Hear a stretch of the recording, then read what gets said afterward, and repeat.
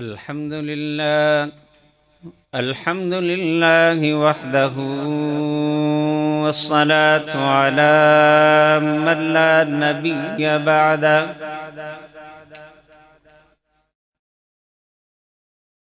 وعلى آله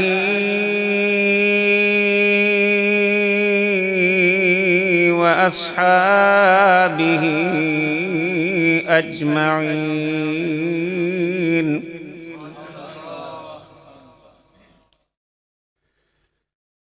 أما بعد، فأعوذ بالله من الشيطان الرجيم. بسم الله الرحمن الرحيم.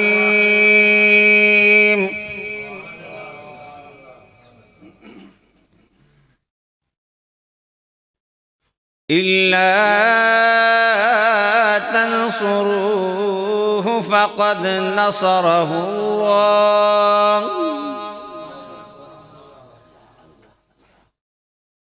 إذ أخرجه الذين كفروا ثاني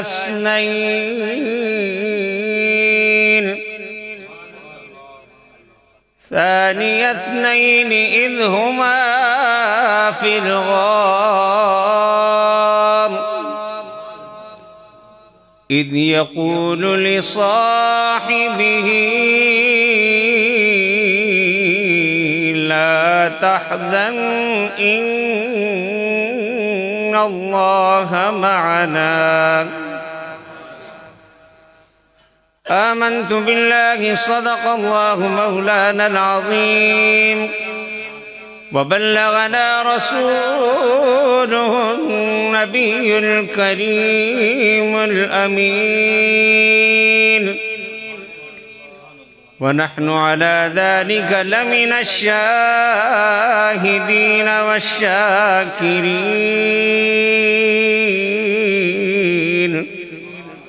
والحمد لله رب العالمين.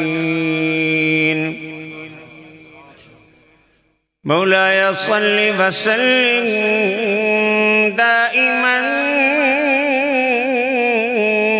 أبدا على حبيبك خير الخلق كلهم،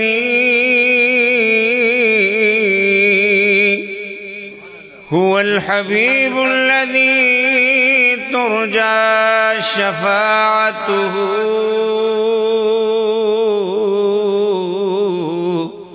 لكل هول من الأهوال مقتحم. ثم الرضا عن أبي بكر وعن عمر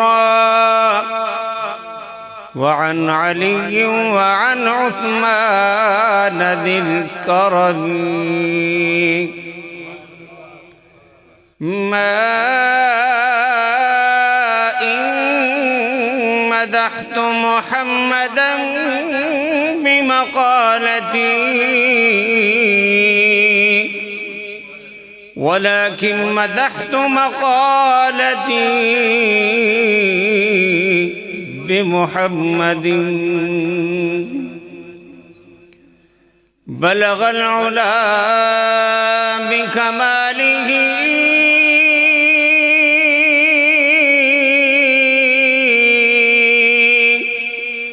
كشف الدجى بجماله،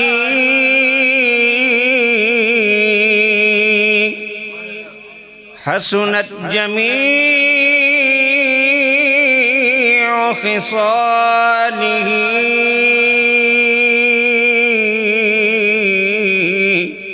صلوا عليه وآله. اللهم صل على سيدنا مولانا محمد وعلى آل سيدنا مولانا محمد وبارك وسلم وصل علیہ. آج آپ کی یہ انتہائی بابرکت، پر رونق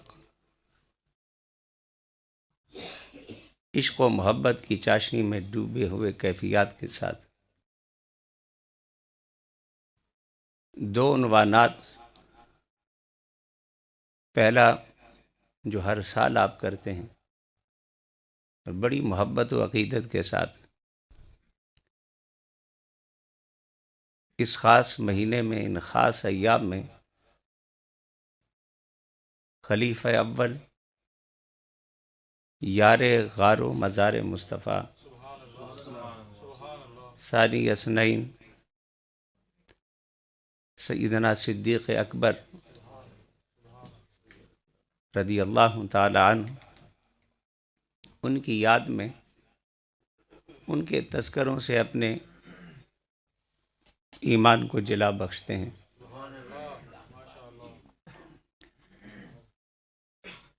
محبتوں اور عقیدتوں کے چمن میں ان کے ذکر سے ہر بار بہار آتی ہے۔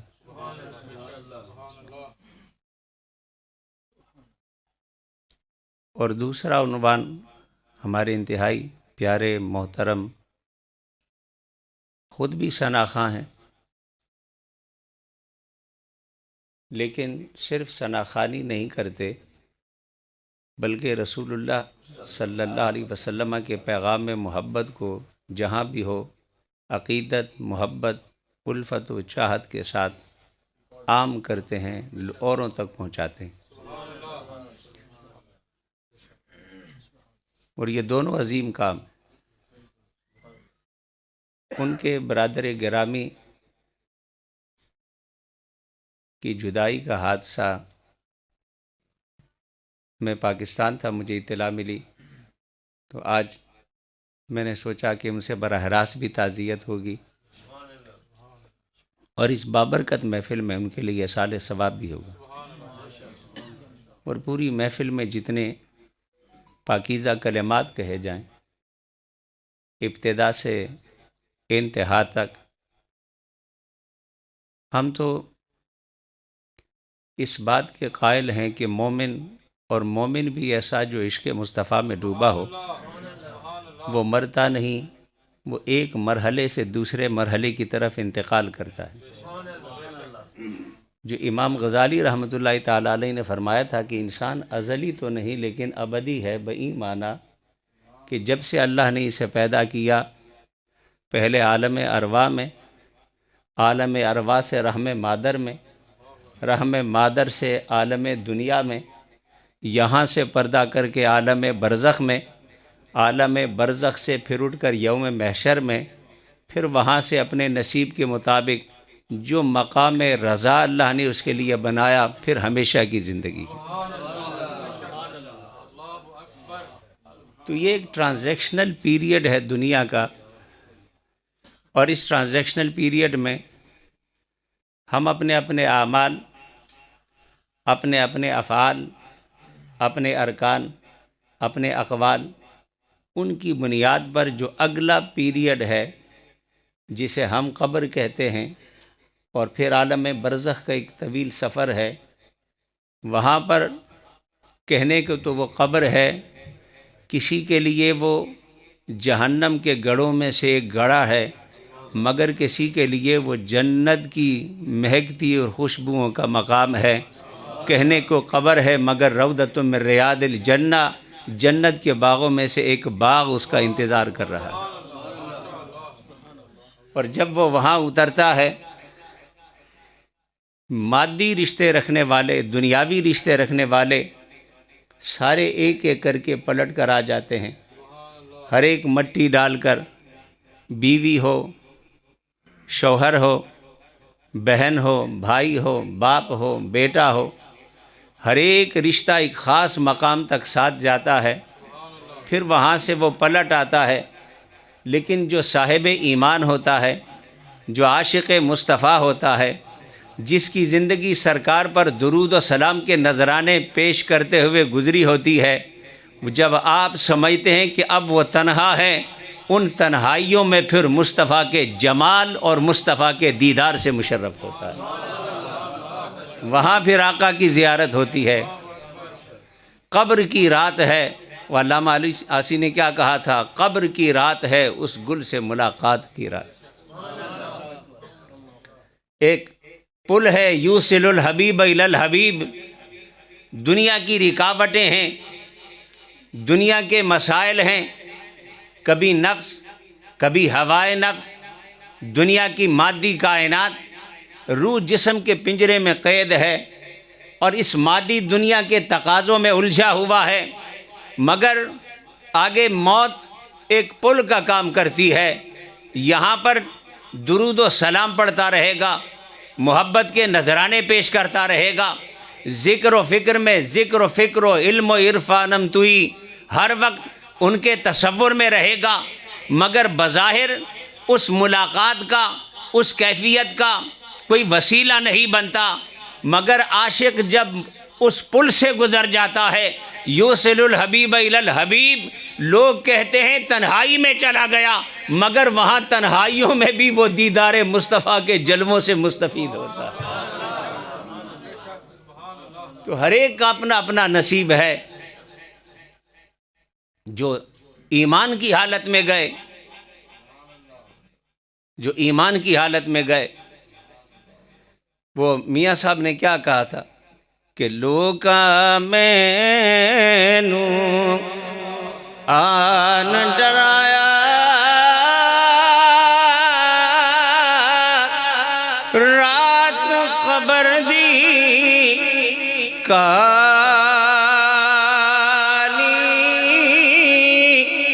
میں سنیا اتھے اونے آنا جد مونڈے کملی کالی. یہ دنیا والے نہیں آتے. کوئی بھی رشتہ ہو قبر میں کسی کے ساتھ نہیں اترتا. بیلی بیلی سب جگ آکھے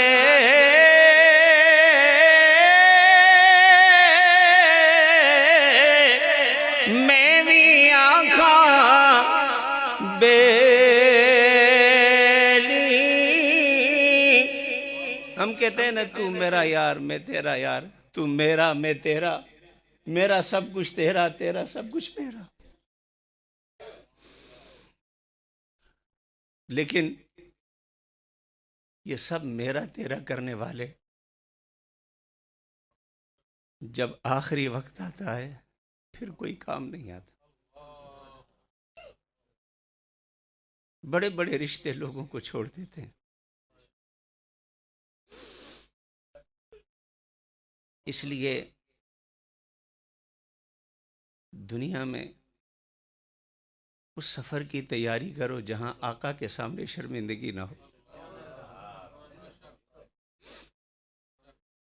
جہاں رسول اللہ کے سامنے آپ کو شرمندگی نہ ہو.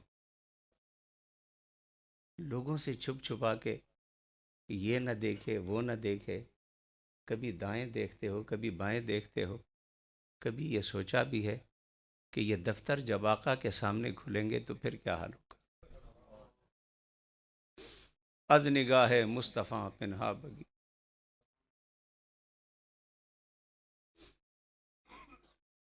ور حساب امرات بینی ناگزیر، از نگاہ مصطفیٰ پنہا روز محشر عذر ہائے منپذیر.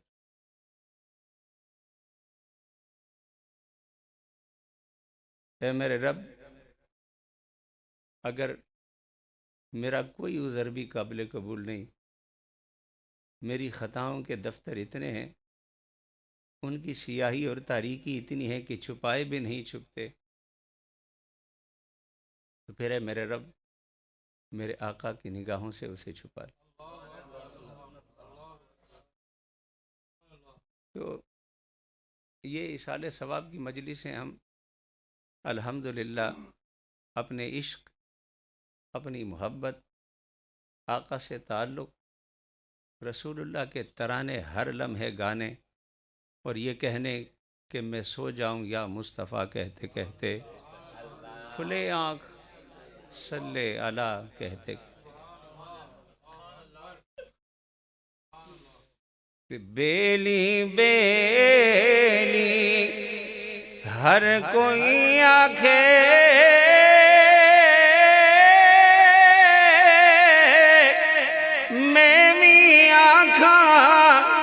بیلی اس دن دا کوئی نہیں جے بیلی جد نکلے جان اکیلی، اس وقت کوئی نہیں ساتھ ہوتا، کوئی کسی کے لیے مرتا ہے، کوئی کسی کے قبر میں اترتا ہے۔ ہاں یہ نماز آپ کے ساتھ قبر میں جاتی ہے۔ جب کوئی بھی نہ جائے، جن کی خاطر آپ نے اوور ٹائم لگائے، جن کی خاطر حلال و حرام کی ساری تمیزیں مٹائیں، جن کی خاطر 12 16 گھنٹے نوکریاں کی، جن کی خاطر تھکاوٹ، اذیت، تکلیف، گرمی اور سردی، سارے موسموں کی سختیاں برداشت کی، وہ ایک ساتھ نہیں اترتا۔ لیکن ہاں یہ سجدہ جسے رب کی رضا کے لیے کیا، یہ قبر میں بھی سرہانے کھڑا ہوگا، حشر میں بھی کھڑا ہوگا۔ یہ تلاوت قرآن یہ قبر میں بھی نور بن کر آئے گی، حشر میں بھی نور بن کر آئے گی، وہاں بھی اندھیروں میں اجالے کا سبب بنے گی۔ حشر کے دن رب کائنات کی بارگاہ میں آپ کے لیے سفارش کرے گی۔ یہ روزے آپ کے ساتھ اترتے ہیں، یہ صدقات و خیرات اترتے ہیں، اور پھر یہ سارے ایک طرف جو مصطفیٰ کے عاشق ہیں جب مصطفیٰ سامنے آتے ہیں۔ اللہ اکبر۔ بہت بڑے محدث تھے حضرت یزید بن ہارون، اور وہ کہتے ہیں کہ جب ان کا وصال ہوا حضور کی حدیثیں پڑھاتے تھے، ساری زندگی مصطفیٰ کی حدیثیں پڑھائی۔ وصال ہوا، قبر کی تاریکی میں اترے، کسی نے خواب میں دیکھا اور پوچھا کہ اے شیخ الحدیث، ہر وقت رسول اللہ کی حدیثیں پڑھانے والے، دین کی خدمت کرنے والے، تو بتاؤ، یہ تو آپ ہر وقت کہتے تھے نا کہ قبر میں 3 سوال ہوں گے، مر ربوں کا، ما دینوں کا، ما تقول فی حق ھذا الرجل، تو یہ 3 سوال تو آپ بار بار پڑھاتے تھے، اپنا حال سناؤ، تمہارے ساتھ کیا ہوا؟ کہتے ہیں کہ وہ بوڑھے تھے، ان کی سفید داڑھی تھی، تو خواب میں پوچھنے والے کو بتاتے ہیں کہ ہاں آئے تو میرے پاس بھی تھے، آئے تو میرے پاس بھی تھے، لیکن جب مجھ سے سوال کیا تو میں نے اپنی سفید داڑھی پہ ہاتھ پھیر کر کہا، ان کے جواب مجھ سے پوچھتے ہو جو میں ساری زندگی لوگوں کو پڑھاتا رہا، ساری زندگی لوگوں کو ان کے جواب سکھاتا رہا کہ رب کون ہے، دین کیا ہے، اور مصطفیٰ کی جب آئیں گے تو کیسے ان کو سلام پیش کریں گے۔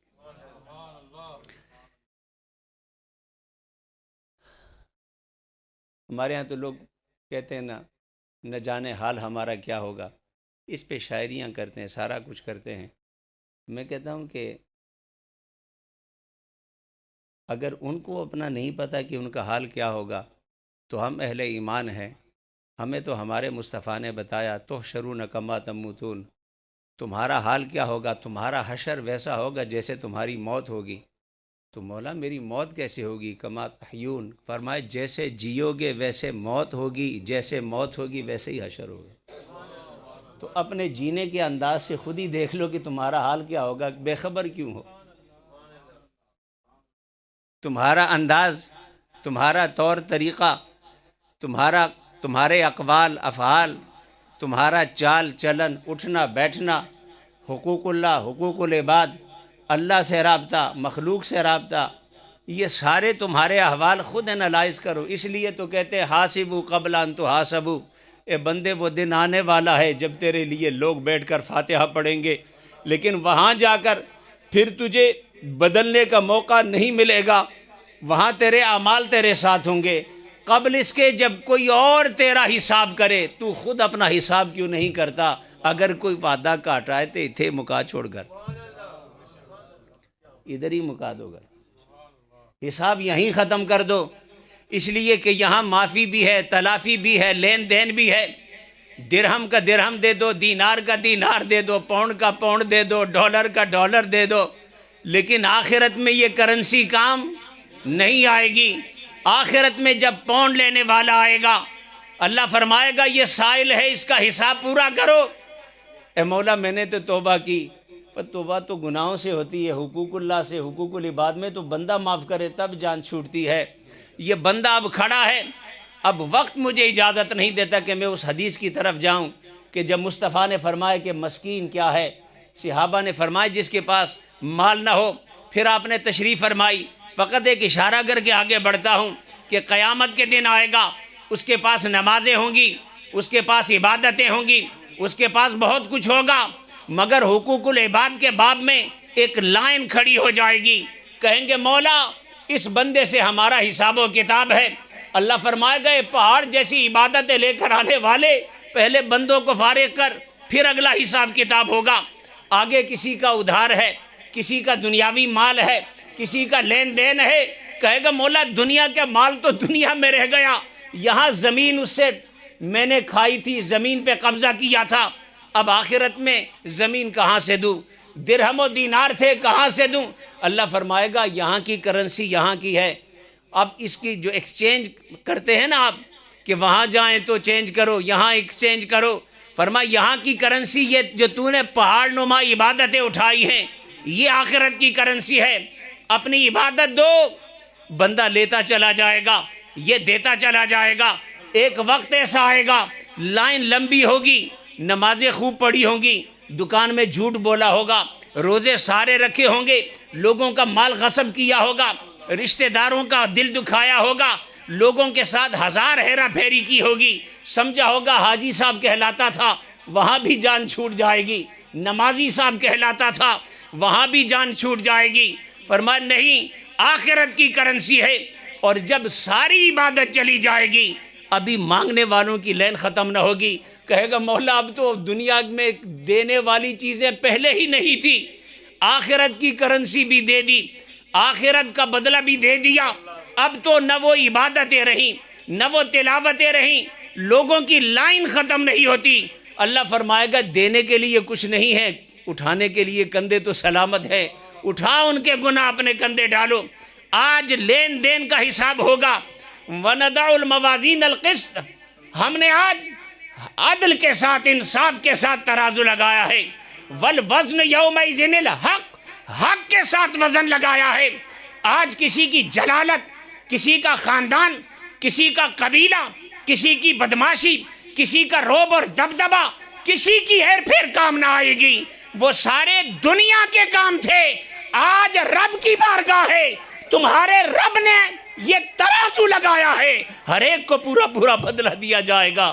اٹھاؤ ان کے گناہ، کہتے ہیں کہ پھر مسکین اسے کہتے ہیں کہ نیکیوں کے پہاڑ لے کر آیا تھا، لیکن دنیا میں لوگوں کے حق اپنے ذمے لے کر اتنا کچھ پہاڑ بنا کر گیا کہ جہنم کا مسافر بن گیا۔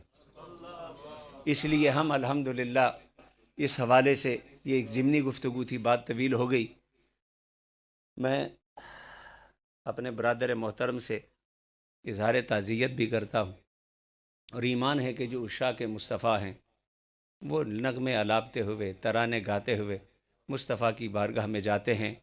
وہ جو امام غزالی نے فرمایا کہ ایک دار سے دوسرے تار کی طرف منتقل ہیں، اور اپنے اعمال حسنہ کی وجہ سے وہ دار بھی ان کے لیے جنت کے باغیچوں میں سے ایک باغیچہ ہے۔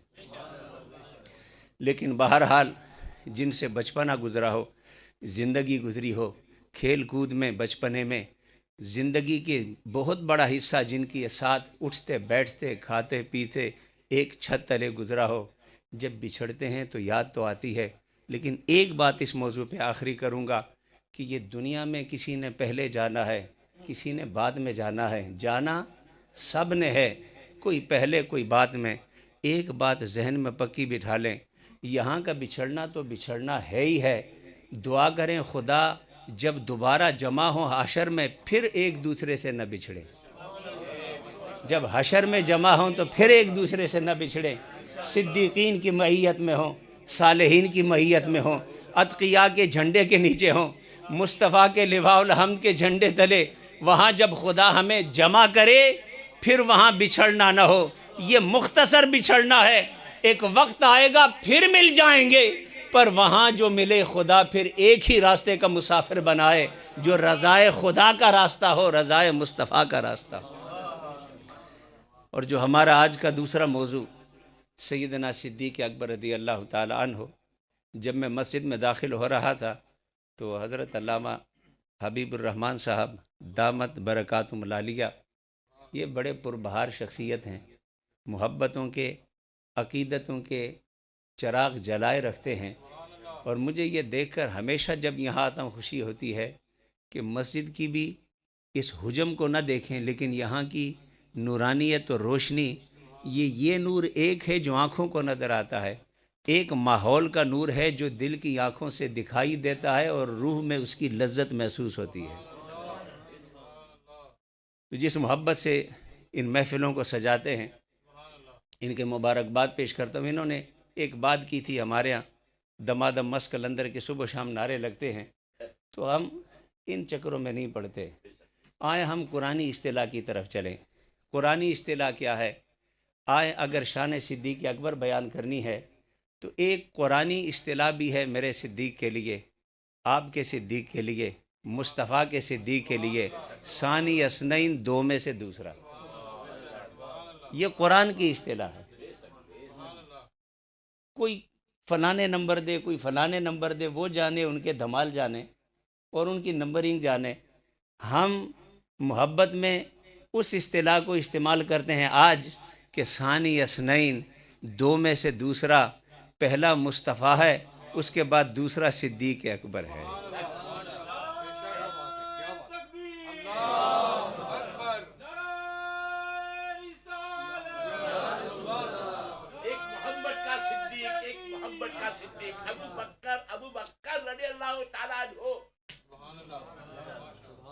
تو یہ قرآنی اصطلاح ہے۔ حدیث پڑھیں بھی تو لوگ کہتے ہیں اس کی سند پیش کرو، صحیح ہے، ضعیف ہے، حسن ہے، حسن لغیرہ ہی ہے، صحیح لغیرہ ہی ہے، لذاتی ہی ہے، ایک ابحاث ہوتی ہیں، لیکن قرآن پہ تو ساروں کا اتفاق ہے نا۔ تو قرآن نے ان کو ایک عنوان دیا ہے، باقی گفتگو بھی اپنی جگہ سب کی درست ہے، لیکن میں آج کے حوالے سے فرمایا ثانی اثنین، تم اپنے نعرے لگاؤ، ہم قرآن کا نعرہ لگاتے ہیں، ہمارا صدیق دو میں دوسرا ہے، نہ وہ پہلے جیسا ہے، نہ وہ پہلے جیسا ہے، نہ اس کے بعد اس جیسا کوئی ہے، نہ وہ پہلے جیسا ہے، نہ اس کے بعد کوئی اس جیسا ہے۔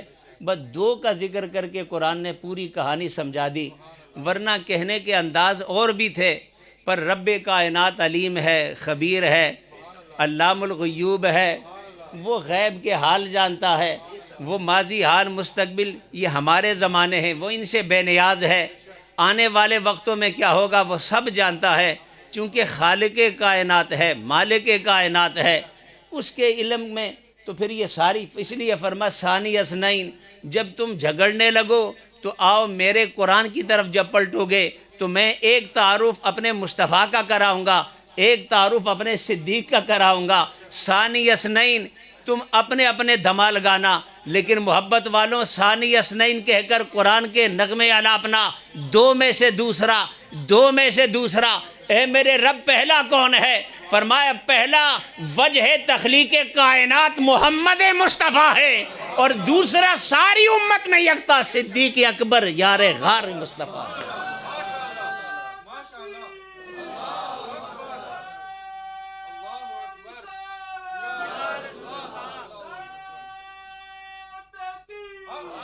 تو ہمیں دو کہنے میں بھی کوئی اعتراض نہیں ہے، ہم تو کہتے ہیں یہ قرآن کی اصطلاح ہے، لیکن وہ دو میں دوسرا کہاں پر؟ فرمایا جہاں تم پہلے کو دیکھو گے تمہیں یہ دوسرا ساتھ نظر آئے گا، جہاں پہلے کا ذکر کرو گے یہ دوسرا تمہیں ساتھ نظر آئے گا۔ اے دھمال والوں، اے نمبرنگ لگانے والوں، اپنے اپنے نئے نغمے، نئے نئے ترانے تراش کر اپنی فکری خرافات کا لوگوں میں ایک نیا باب کھونے والوں، آؤ تمہیں قرآن بتاتا ہے دو میں سے دوسرا۔ اگر اس دوسرے کو دیکھنا ہے تو پہلے کی منزلیں دیکھتے رہو، پہلے کے قدم کے نشان دیکھتے رہو، پہلے کی سیرت کے باب پلٹتے رہو۔ سیرت کے باب میں جب شروع کرو گے، جہاں جہاں پہلا نظر آئے گا دو میں سے دوسرا اس کے پیچھے چلتا ہوا نظر آئے گا۔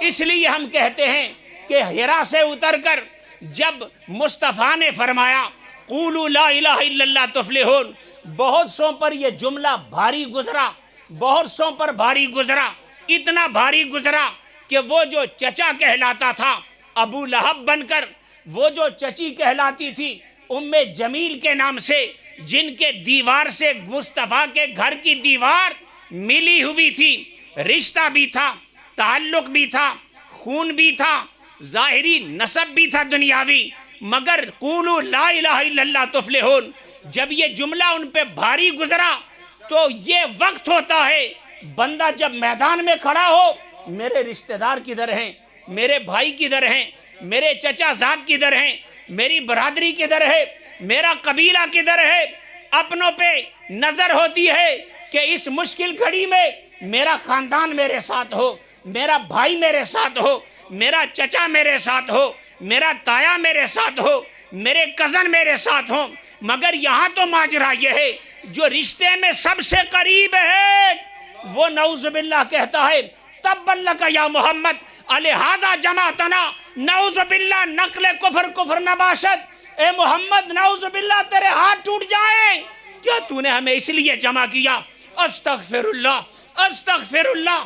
کہاں صادق کہلانے والا، کہاں امین کہلانے والا، کہاں کردار میں یکتا، کہاں گفتار میں یکتا، کہاں رفتار میں یکتا، کہاں عمل میں یکتا، کہاں جلوتوں میں یکتا، کہاں خلوتوں میں یکتا، کہاں سیرت میں یکتا، کہاں صورت میں یکتا، مگر یہ جملہ ان پر بھاری گرا، بھاری گزرا، مخالف ہو گئے، صادق و امین کہنے والے بد کلامی کرنے لگے، الزام تراشی کرنے لگے، ایسے وقت میں کہ جنہوں نے سہارا دینا تھا جب انہوں نے بھی آنکھیں پھیر لی، ثانی اثنین، یہاں ثانی اثنین کو سمجھو، جب مصطفیٰ اکیلے کھڑے تھے، ساتھ مصطفیٰ کے ساتھ کھڑے ہو کر آمنت برب محمد ان کا نعرہ لگانے والا صدیق نظر آئے گا۔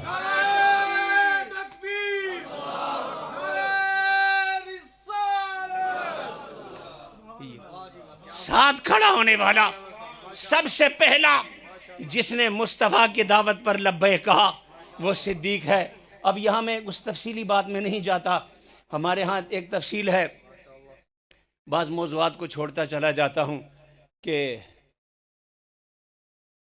ایمان لانے میں ترتیب کیا ہے۔ ہمارے اہل سنت کی ایک عام بات ہے، اسے سمجھ لیں کہ مردوں میں سب سے پہلے ایمان لانے والے صدیق اکبر، بچوں میں سب سے پہلے ایمان لانے والے علی المرتضیٰ، عورتوں میں سب سے پہلے ایمان لانے والی حضرت خدیجۃ الکبریٰ، غلاموں میں سب سے پہلے ایمان لانے والے حضرت زید بن حارثہ۔ ٹھیک ہے نا، اس پر تو اتفاق ہے، لیکن آؤ میں آپ کو فرق بتاؤں اس بحث کی طرف جائے بغیر کہ یہ سارے ہیں۔ عورتوں میں پہلے ایمان لانے والی خدیجۃ الکبریٰ رضی اللہ تعالی عنہا، بچوں میں پہلے ایمان لانے والے علی مرتضیٰ کرم اللہ تعالی وجہہ الکریم، غلاموں میں پہلے ایمان لانے والے حضرت زید۔ لیکن ایک چیز دیکھو، ایک چیز پر ہمیشہ نظر رکھنا، گھر والی ہے، اس نے کلمہ پڑھ لیا تو کیا ہوا؟ جب ہر طرف مخالفت ہونا، میں اس موضوع کی بات کرتا ہوں، اپنے ایمان کی بات نہیں کرتا، مومنین کی بات نہیں کرتا۔ دشمنوں میں گھرے ہیں، میں آپ کو ایک منظر بتا رہا ہوں کہ دشمنوں میں گھرے ہیں، مشرکوں میں گھرے ہیں، وہ کہیں کہ حضرت خدیجہ نے مانا، کہا کیا ہوا، وہ تو ان کی اہلیہ ہے۔ ان کے غلام نے مانا، زید نے مانا، کہا کیا ہوا، وہ تو ان کے اپنے غلام ہے، غلام کی کیا مجال کہ آقا سے بغاوت کرے۔ پھر کہا کہ حضرت علی نے مانا، حضرت علی نے مانا، کہا وہ تو محمد کے پروردہ ہیں صلی اللہ علیہ وسلم، بچپن سے پالا ہے، ہر وقت مصطفیٰ کے ساتھ رہنے والے ہیں۔ حضرت علی نے کہا لا الہ الا اللہ محمد الرسول اللہ، کہا پروردہ مصطفیٰ ہیں۔ حضرت خدیجۃ الکبریٰ نے کہا لا الہ الا اللہ محمد الرسول اللہ، کہا زوجہ مصطفیٰ ہیں۔ حضرت زید نے کہا لا الہ الا اللہ محمد الرسول اللہ، کہا غلام مصطفیٰ ہے۔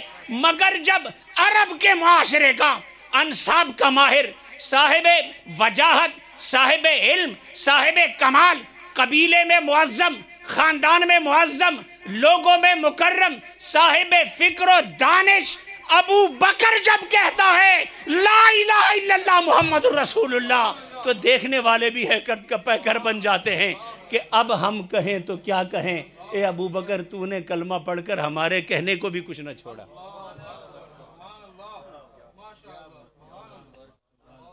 ہمارے کہنے کو بھی کچھ نہ چھوڑا کہ وہاں تو ہم رخ بدل سکتے تھے, یہاں تو وہ رخ بھی نہیں بدلتا چونکہ ابو بکر ہے.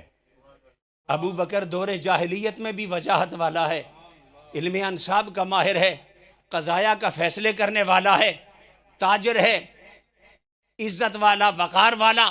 لوگ ان کی دانش پر, ان کی حکمت پر فیصلے کرتے ہیں, اور مشکل ترین فیصلے جہاں کرانے ہو وہاں ابو بکر نظر آتا ہے رضی اللہ تعالی عنہ. تو نہ وجاہت, نہ علم, نہ دیانت, نہ امانت, نہ شناخت, نہ خاندان, نہ قبیلہ, کوئی شے ایسے نہیں جو چیلنج کیا. اس لیے فرمایا ثانی اثنین, جب غار حرا سے اتر کر قولوا لا الہ الا اللہ کی دعوت دینے والا پہلا مصطفیٰ ہے, وہاں ساتھ کھڑے ہو کر لا الہ الا اللہ کا ورد کرنے والا یار غار مصطفیٰ ہے.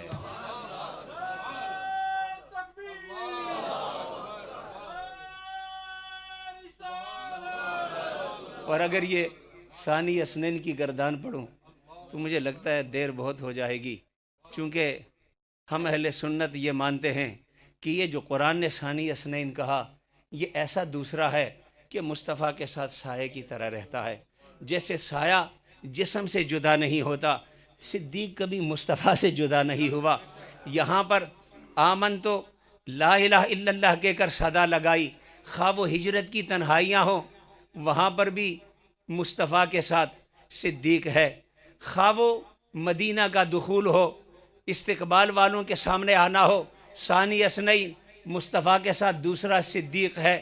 خواہ وہ غزوات ہوں, کوئی جنگ ایسی نہیں, کوئی جہاد کا کوئی غزوہ مصطفیٰ کا ایسا نہیں جہاں مصطفیٰ ہوں اور ان کے ساتھ صدیق سایہ کی طرح نہ ہوں. مال لٹانے کی بات ہو, کوئی جگہ ایسی نہیں جہاں دعوت مصطفیٰ ہوں صدیق سایہ کی طرح ساتھ نہ ہو. امامت ہو, مصطفیٰ جب تک مسلح پہ رہے امامت کا فریضہ سر انجام دیتے رہے, لیکن جب ظاہری بدن کے ضعف نے آ لیا, تقدیر الہی تھی, آپ محو استراحت ہوئے مسلح مصطفیٰ پر. مصطفیٰ کے ہوتے ہوئے کس کی جرت تھی کہ کھڑا ہو, مگر یہ صدیق ہی ثانی اثنین ہے. جب مصطفیٰ اپنے حجرے میں محو استراحت ہیں, دنیا کے پردہ کرنے سے پہلے جمعرات کی عشاء سے لے کر جمعے کی 5 نمازیں, ہفتے کی 5 نمازیں, اتوار کی 5 نمازیں, پیر کی صبح کی 1 نماز, یہ 17 نمازیں ہیں. چونکہ اس کے بعد مصطفیٰ کا وصال ہوا, آپ دنیا سے تشریف لے گئے, مصطفیٰ اپنے کاشانے میں محو استراحت ہیں. 17 نمازیں مصطفیٰ کے مسلح پر کھڑا ہونے والا ثانی اثنین ہے. اسی لیے امت کی امارت ثانی اثنین. سفر بہت لمبا ہے, یہ بہت خوبصورت باتیں ہیں, میں جلدی جلدی کہہ کر ان کی لذتوں کو مٹانا نہیں چاہتا, لیکن وہ سائے کی طرح ساتھ چلنے والا, وہ جو پہلے ذکر ہوا, دنیا میں تو ساتھ رہے, ہر سفر میں ساتھ رہے, حضر میں ساتھ رہے. اور ایک بات یاد رکھیں, جو پہلی میں نے بات کی تھی, ایک درمیان کی ایک نقطہ ذہن میں رکھیں. حضور کی حدیث ہے ما نفعنی مال احد قط ما نفعنی مال ابی بکر, مجھے کسی کے مال نے وہ نفع نہیں پہنچایا جو فائدہ ابو بکر کے مال نے پہنچایا. مال تو بہت ساروں نے دیا, ہر ایک نے دیا, اس کی تفصیلات میں ہم نہیں جانتے. یہ بھی ہے کہ جو کوانٹٹی صدیق نے دی وہ خدا اور خدا کا رسول جانے, لیکن نفع کے حوالے سے حضرت خدیجہ الکبریٰ نے کتنا لٹایا کہ نہیں لٹایا. لیکن بات پھر وہی تھی کہ وہ تو گھر والی تھی. فرمایا مال وہ ہے کہ گھر بھی ساتھ نہیں, وراثت بھی نہیں, شراکت بھی نہیں, کاروبار بھی نہیں, بزنس بھی نہیں. گھر والی اگر دیتی ہے تو کہتے ہیں کہ اپنا ہی مال ہے, بیٹا سپورٹ کرے کہتے ہیں اپنا ہی مال ہے, بھائی کھڑا ہو مال دے تو اپنا ہی مال ہے. اس لیے جب کوئی سخاوت خدیجہ الکبریٰ کے تذکرے کرے, دیگر صحابہ کے تذکرے, وہ سارے حق ہیں, مگر میرے مصطفیٰ کا فرمان بھی حق ہے کہ جو قریب کے رشتوں نے کیا وہ ہزاروں توجیہات دشمن بیان کر سکتے تھے, مگر جب ظاہری اس طرح کے رشتوں سے ہٹ کر صدیق نے اپنا سب کچھ لٹایا تو لوگوں نے کہا کہ کوئی تو بات ہے کہ یہ دیوانہ بن کر قدم مصطفیٰ پر سب کچھ لٹاتا ہے، اور ایسا لٹاتا ہے کہ فاروق اعظم جیسے موافق رائے بالوحی والکتاب، صاحب فراست، جس کی زبان پر فرشتے کلام کرے، جس کے سائے سے شیطان بھاگے، وہ کبھی خواہش کرے کہ آج شاید دن آ گیا ہے کہ میں سخاوت میں، لٹانے میں صدیق سے آگے بڑھ سکتا ہوں، مال میرے پاس زیادہ ہے۔ مصطفیٰ نے دعوت دی، آدھا مال اٹھا کر لے آئے اور کہنے لگے آج جیتنے کا دن ہے، آج جیتنے کا دن ہے۔ آدھا مال مصطفیٰ کی بارگاہ میں، اور حدیثوں میں ہے کہ حضور نے پوچھا بھی کہ اے عمر، گھر والوں کے لیے کیا چھوڑا؟ فرمایا یا رسول اللہ، جتنا آپ کے پاس ہے بس فقط اتنا ہی گھر والوں کے لیے چھوڑا، یعنی آدھا آپ کے قدموں میں، آدھا گھر والوں کے لیے۔ سمجھتے تھے کہ اتنی سخاوت آج کے دن، کہتے ہیں صدیق حاضر ہوئے، جو تھا سارا اٹھا کر لا کر لٹا دیا۔ کہا اے ابو بکر، اب یہ سوال عمر سے بھی ہوا رضی اللہ عنہ، فرمایا یا رسول اللہ جو یہاں ہے اتنا ہی گھر والوں کے لیے۔ اب صدیق سے سوال ہوتا ہے، دعوت دینے والے مصطفیٰ، ترغیب دینے والے مصطفیٰ، انفاق کے لیے بلانے والے مصطفیٰ، منبر پہ جلوہ افروز مصطفیٰ، فرمایا آج کا دن ہے لٹانے کا، آج کا دن ہے دینے کا۔ صدیق لائے، سوال ہوتا ہے مصطفیٰ کا، ما بقیت لأہلک یا ابا بکر، اے ابو بکر گھر والوں کے لیے کیا چھوڑا؟ یہ جواب دنیا کے سارے عاشق جمع ہو جائیں، اس صدیق کے عشق و محبت کا جواب نہیں بن سکتے۔ فرمایا اب قیت لہم اللہ و رسولہ، یا رسول اللہ آپ بلائیں۔ پھر صدیق کی یہ مجال کے گھر میں کچھ چھوڑے، آپ دعوت دیں، پھر صدیق تقسیم کرتا رہے۔ فرمایا یا رسول اللہ جو آپ نے طلب کیا، جس پہ مال کا اطلاق ہوتا تھا، وہ قدم مصطفیٰ میں ہے۔ جہاں سوال ہے گھر والوں کا، تو ان کے لیے خدا اور خدا کا مصطفیٰ کافی ہے۔ اور یہ صرف فرش کی باتیں نہیں ہے، فرش کی تو لمبی کہانی ہے۔ تنہائیوں میں جب آپ معراج پر گئے تو وہاں اپنے علماء سے سنا ہوگا کہ ہر ایک اپنے اپنے سفر پہ چلتا رہا۔ ایک براق کا سفر تھا، ایک رف رف کا سفر تھا، رف رف سے آگے پھر ایک وقت آیا کہ جبریل نے بھی کہا اے میرے یا رسول اللہ، اگر ایک انگلی برابر بھی آگے بڑھوں، پورے آگے برابر بھی آگے بڑھوں، میرے پر جل جائیں۔ اب آپ تصور کریں، نہ براق ہے، نہ وہ سارے اسباب ظاہری پیچھے رہ گئے، آگے تنہائی ہے۔ کہتے ہیں وہاں جب بالکل تنہائی تھی تو ایک آواز گونجی، قف یا محمد فإن ربک یصلی۔ آواز جانی پہچانی تھی ان تنہائیوں میں، قف یا محمد فإن ربک یصلی۔ اس کے اپنے علمی نکات ہیں، اس پر ایک بھی بات نہیں کروں گا وقت کے اختصار کی وجہ سے، پر اس طرف ضرور توجہ رکھیں، جو فرش میں ساتھ ہے ان تنہائیوں میں بھی کہا یہ آواز جو گونجی تو صدیق اکبر کی گونجی۔ اس لیے مزار میں بھی ساتھ، قبر میں بھی ساتھ، مزار میں بھی ساتھ۔ اور امام ترمذی کی روایتیں ہیں دونوں کہ نبی کریم صلی اللہ علیہ وسلم فرمایا انا اول من تنشق عنہ الارض، میں وہ پہلا ہوں گا جس پر زمین کھولی جائے گی، وہ ابو بکر، دوسرا جو میری امت میں میرے ساتھ اٹھے گا وہ ابو بکر ہوگا۔ اور پھر فرمایا جب آپ جنت کا اور جنت کے دروازوں کا ذکر کر رہے تھے، اسے بھی امام ترمذی نے ذکر کیا۔ جب آپ نے استفسار کیا تو مصطفیٰ نے فرمایا وَأَنَا يَا أَبَا بَكْرَ أَوَّلُ مِنْ أُمَّتِي مَنْ يَدْخُلُ الْجَنَّةِ، جنت کے دروازوں کے حساب چھوڑ، تو وہ پہلا ہے میری امت میں جو جنت میں داخل ہوگا۔ جنت میں بھی پہلا دخول امت میں حضرت صدیق کا، ثانی اثنین، قبر میں بھی اٹھنے کے ساتھ مصطفیٰ کے ساتھ ثانی اثنین۔ اور وہ حدیث تو ترمذی کی بڑی پیاری حدیث ہے کہ ایک دن حضور تشریف لائے، صحابہ مسجد نبوی میں تشریف فرما ہیں، دیکھا کہ حضور جلوہ افروز ہوئے، لیکن کیفیت ایسی ہے کہ دائیں طرف صدیق اکبر کا ہاتھ ہے، بائیں طرف فاروق اعظم کا ہاتھ ہے، اور جیسے پیار و محبت سے ہاتھ پکڑتے ہیں حضور نے دونوں کا ہاتھ پکڑا ہے۔ صحابہ نے منظر دیکھا، ان کے چہرے کھل اٹھے، بڑا خوبصورت منظر، بڑا نورانی منظر، بڑا پیارا منظر، مصطفیٰ درمیان میں، دائیں طرف صدیق، بائیں طرف حضرت عمر بن خطاب۔ تو صحابہ کی کیفیت کو دیکھ کر مصطفیٰ سمجھ گئے دیکھنے والی آنکھوں کو ٹھنڈک مل گئی ہے، دیکھنے والے سمجھ گئے ہیں کہ میرا سائے کی طرح ثانی اثنین کون ہے، اس کے بعد کون ہے۔ پھر آپ نے فرمایا اے اس منظر کو دیکھنے والوں، آؤ تمہیں ایک اور حقیقت بتاؤں، یہ جس کیفیت میں تم مصطفیٰ کو ایک دائیں طرف صدیق کا ہاتھ تھامے بائیں طرف فاروق کا ہاتھ تھامے دیکھ رہے ہو، ہکذا نبعث یوم القیامہ، قیامت کے دن بھی محمد اسی طرح اٹھے گا کہ دائیں صدیق ہوگا بائیں عمر ہوگا صلی اللہ علیہ وسلم۔